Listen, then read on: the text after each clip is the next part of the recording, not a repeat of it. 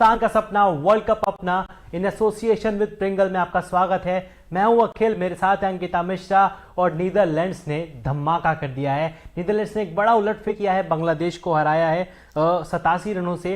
और अंकिता, क्या सोचा था आपने ऐसा होने वाला है? बिल्कुल नहीं, क्योंकि बांग्लादेश से तो उम्मीद थी कि शायद कुछ उलटफेर यहाँ पर देखने को मिले, लेकिन नीदरलैंड चौंकाती है। जिससे साउथ अफ्रीका को हराया था, आज एक बार फिर से बांग्लादेश को हराया है। बिल्कुल। और वही कहते हैं ना कि कम किसी भी टीम को हम कम नहीं आंक सकते, किसी टीम को हम छोटा नहीं आंक सकते। और आज एक बार फिर से नीदरलैंड ने वो उलटफेर किया है और मतलब कमाल का गेम आज देखने को मिला। जब आप धर्मशाला से इस तरह का गेम देखकर आ रहे हो जहां पर ऑलमोस्ट 390 चेज हो चुका था, ऑलमोस्ट हो चुका था, तो आप अंदाजा लगा सकते हैं कि क्रिकेट अनिश्चितताओं का खेल है। Cricket is an unpredictable game, कभी भी कुछ भी हो सकता है। किसी ने उम्मीद नहीं की थी कि नीदरलैंड्स बांग्लादेश को हरा देगी, लेकिन यहाँ पे बड़ा उलटफेर देखने को मिला है और बांग्लादेश की लगातार 5वीं हार। अंकिता, 230 रन ये टीम नहीं बना पाई। बिल्कुल। और देखिए, उम्मीद थी कि बांग्लादेश के बल्लेबाज लिटन दास से उम्मीद थी कि वो अच्छी साझेदारी, अच्छी पारी खेलेंगे। वो मेरी फिरकी ले रही हैं? नहीं, फिरकी की बात भी है और नहीं, उम्मीद थी कि नीदरलैंड से तो ये मुकाबला इजीली, क्योंकि कल भी हम लोग बातचीत कर रहे थे जब, तो ये सामने आ रहा, मतलब सामने यही बातें आ रही थी कि बांग्लादेश और नीदरलैंड का मुकाबला है तो हाई वोल्टेज तो नहीं होगा, एक तरफा ही होगा, बांग्लादेश जीत जाएगा, थोड़ा एज रहेगा बांग्लादेश के पास। बिल्कुल।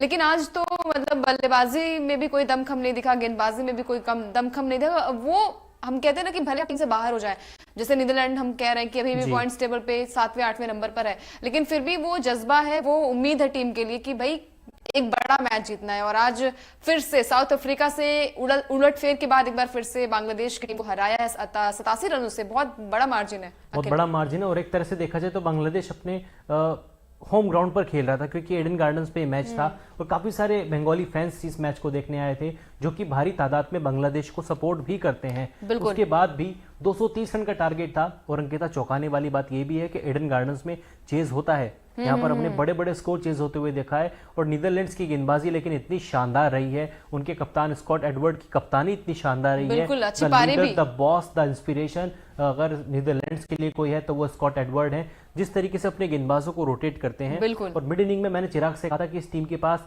वेंदर डुसेन नहीं है, वेंदर मर्व नहीं है, शायद उनकी कमी उनकी खल सकती है, लेकिन अन्य गेंदबाजों ने यहाँ पे बिल्कुल भी बांग्लादेश को मौका नहीं दिया। चाहे आर्यन दत्त हो, 1 विकेट उनके खाते में आया, और पॉल मैक्रीन उनके खाते में 4 विकेट आए हैं, बास जी लीडे इनके खाते में 2 विकेट आए हैं। कमाल का पूरा लोगन वेनबिक, इनको 1 विकेट मिला, कोलिन एक्करमैन इनको 1 विकेट मिला, यानी कि सभी गेंदबाजों ने अपना परफॉर्मेंस दिया है। बिल्कुल, सभी गेंदबाजों ने अपना प्रदर्शन दिखाया है और एक बार फिर से हम नीदरलैंड की टीम को कम नहीं आंकेंगे। और देखिए, 230 रन बनाया था, यहाँ पर टॉस जीतकर पहले बल्लेबाजी का फैसला किया और 230 का टारगेट, यानी कि 231 का टारगेट मिला था यहाँ पर बांग्लादेश की।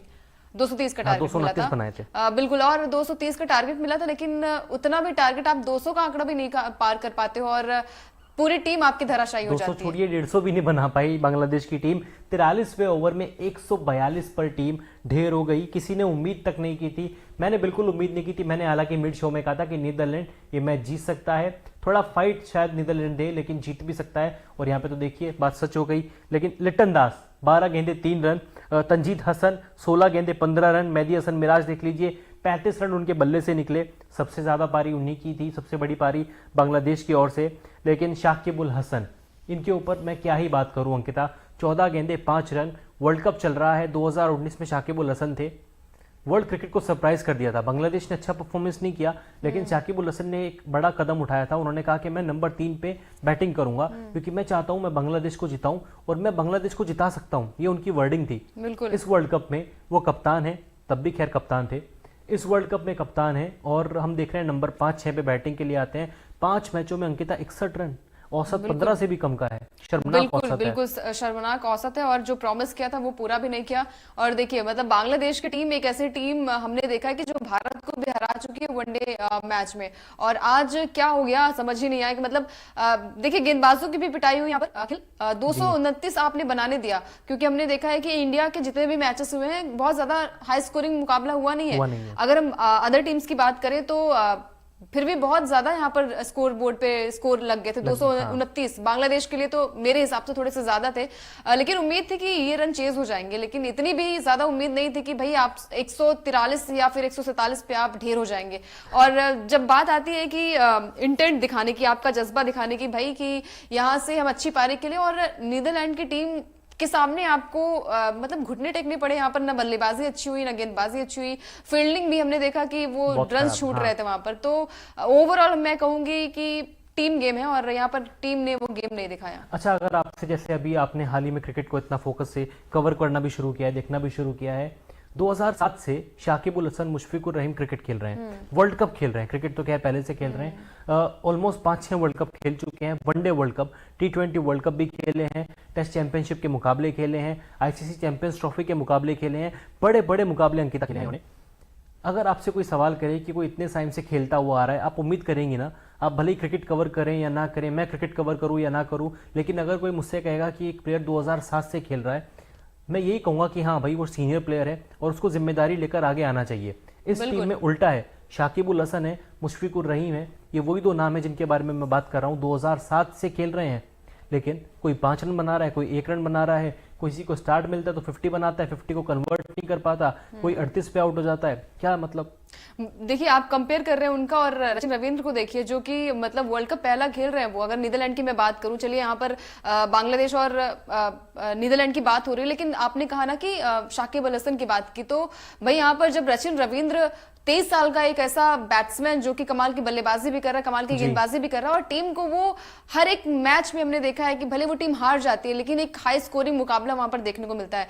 अब यहाँ पर आप 2007 से बल्लेबाजी, हमने एक पता है एक उम्मीद हो जाती है अखिल की इतने साल का एक्सपीरियंस होगा आपके पास, है आपके पास 2007 से अगर आप वनडे वर्ल्ड कप खेल रहे हैं तो कहीं ना कहीं वो एक्सपीरियंस भी मैटर करता है। लेकिन टीम के लिए आप वो इंटेंट, वो चलिए ठीक है मैच भी हार गए लेकिन कप्तानी पारी भी देखने को नहीं मिली, या फिर हम कहें ना कि सीनियर प्लेयर है, चाहे हम विराट कोहली की बात करें, ऐसा लगे भले ही आप मैच न जिता पाए लेकिन एक इंटेंट शो करें या फिर एक फाइट दिखाएं। जैसे विराट कोहली को देख लीजिए, हर एक मैच में उम्मीद होती है उनसे कि भाई अगर 2 विकेट गिर गए हमारे तो विराट कोहली अभी खड़े हैं, अभी हमारे पास है विराट कोहली है, रोहित शर्मा बल्लेबाज है, तो ये उम्मीदें होती है कि आप सीनियर प्लेयर हैं, काफी टाइम से आप मैच खेल रहे हैं, तो उम्मीद बनती है। लेकिन आज के मुकाबले में तो वो टीम गेम देखने को नहीं मिला, बिल्कुल टीम गेम देखने को नहीं मिला। और फैंस की भी उम्मीदें रहती हैं कि शाकिब उल हसन है, मुशफिकुर रहीम है, महमदुल्लाह है, शायद ये हमारी टीम को मैच जिताएंगे, लेकिन एक बार फिर से बांग्लादेश को एक बड़ी हार का सामना करना पड़ा है। मैं कहूँगा बांग्लादेश के लिए ये शर्मनाक हार है और वर्ल्ड कप में ये टीम अब लगातार 5 मुकाबले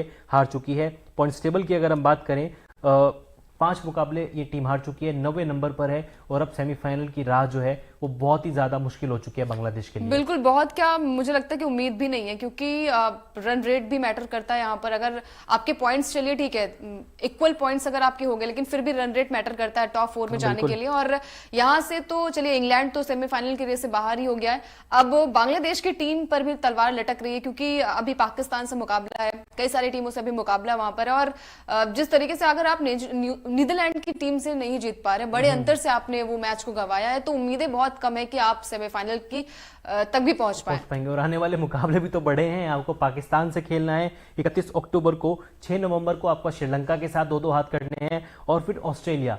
भाई अभी 388 रन मार के ऑस्ट्रेलिया आ रही है, बांग्लादेश के साथ जब भिड़ेगी तब क्या ही हाल होगा।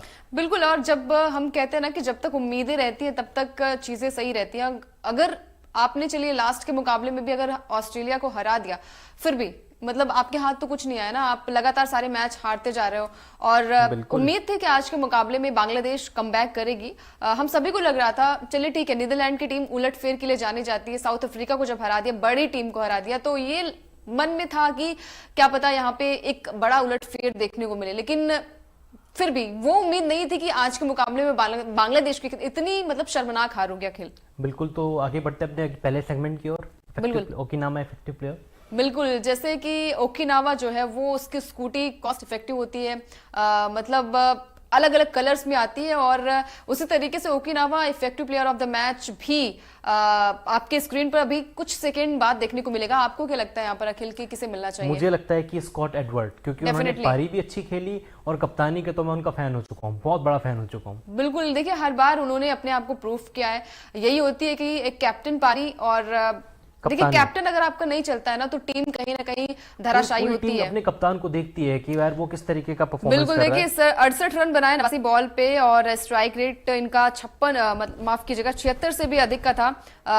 छह चौके लगाए 6 और देखिए कमाल की पारी देखने को मिली है। 229 रन जो आए इन्हीं के बल्ले की वजह बदौलत आए। बिल्कुल, दो बड़ी साझेदारियां इन्होंने मैच में निभाई। बास डी लीडी के साथ 74 गेंदों पर 44 और उसके बाद स्कॉट एडवर्ड के साथ इन्होंने 105 गेंदों पर 78 रन जोड़े थे साइब्रेंट के साथ। वो भी एक बड़ी कमाल की साझेदारी थी जिसने नीदरलैंड्स को मुकाबले में बना के रखा, क्योंकि एक समय पर 64 पर 4 थे, 63 पर 4। वहां से मुझे नहीं लग रहा था कि नीदरलैंड कोई बड़ा स्कोर बना पाएंगे, लेकिन इस दो साझेदारियों ने मैच को बदला। उसके लिए तारीफ बनती है स्कॉट एडवर्ड की। बिल्कुल, यहाँ पर बासडी लीडे की अगर बात करूं मैं यहाँ पर, तो उन्होंने भी अपने आप को प्रूव किया। चाहे हम गेंदबाजी में देखें, उनकी गेंदबाजी में भी वो लय नजर आई और बल्लेबाजी में भी उन्होंने आज अच्छा एक स्कोर बनाया।